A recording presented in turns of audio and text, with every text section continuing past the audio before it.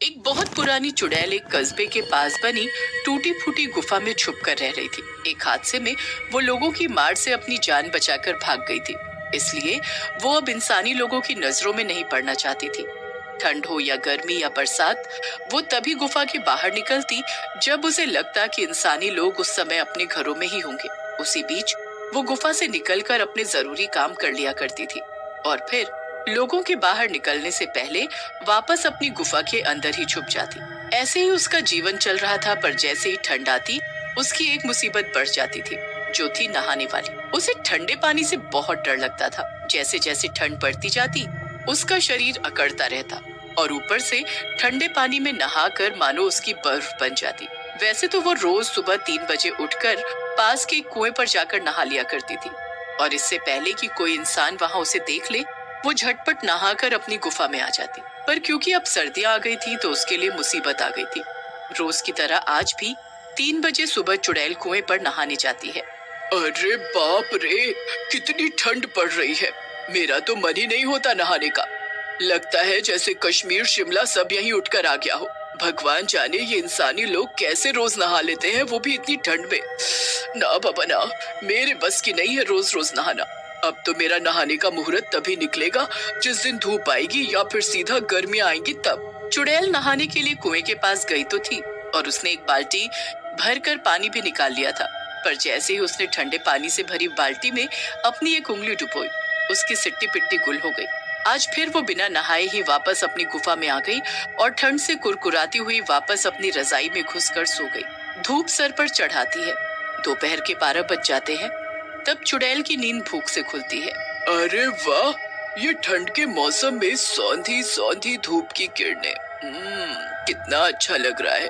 काश कि सुबह नहाने के वक्त भी धूप ऐसी ही रहा करे, पर ये तो हो ही नहीं सकता ना, क्योंकि सूरज तो अपने समय से ही निकलेगा और इस समय मैं बाहर जा नहीं सकती।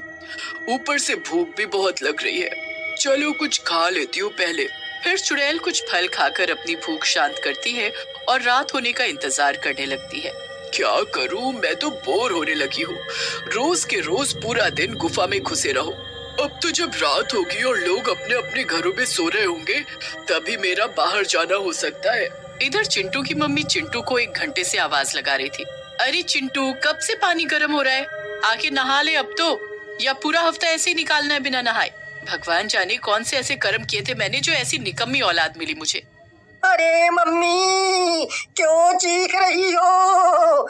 अभी 5 दिन ही तो हुए हैं बिना नहाए हुए। संडे तो नहीं आया ना वापस? नहा लूंगा मैं हफ्ता पूरा होने से पहले।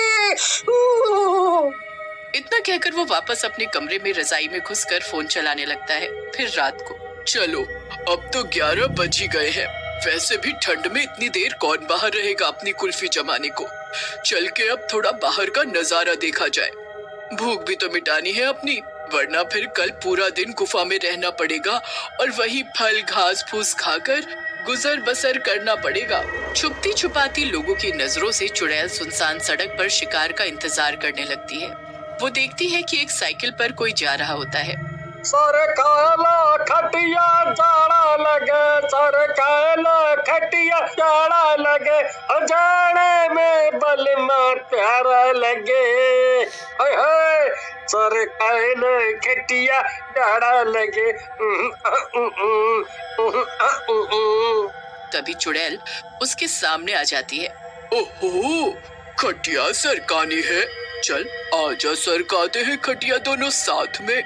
और कहकर वो साइकिल वाले के चीथड़े चीथड़े कर देती है और उसका सारा खून पी जाती है और उसका मांस खाकर अपनी भूख मिटाती है। आह, कुछ तो गर्माहट आई और पेट भी भर गया। अब यहाँ ज्यादा देर रुकना सही नहीं, किसी ने देख लिया तो लेने के देने पड़ जाएंगे। और तुरंत चुड़ैल वहाँ से रफू चक्कर हो जाती है। फिर सुबह के 3 बजते हैं और चुड़ैल जैसे तैसे हिम्मत करके कुएं पर नहाने जाती है, पर ठंडे ठंडे पानी को छूते ही उसका इरादा फिर बदल जाता है और वो बिना नहाए फिर से वापस आ जाती है। इसी तरह 1 महीना निकल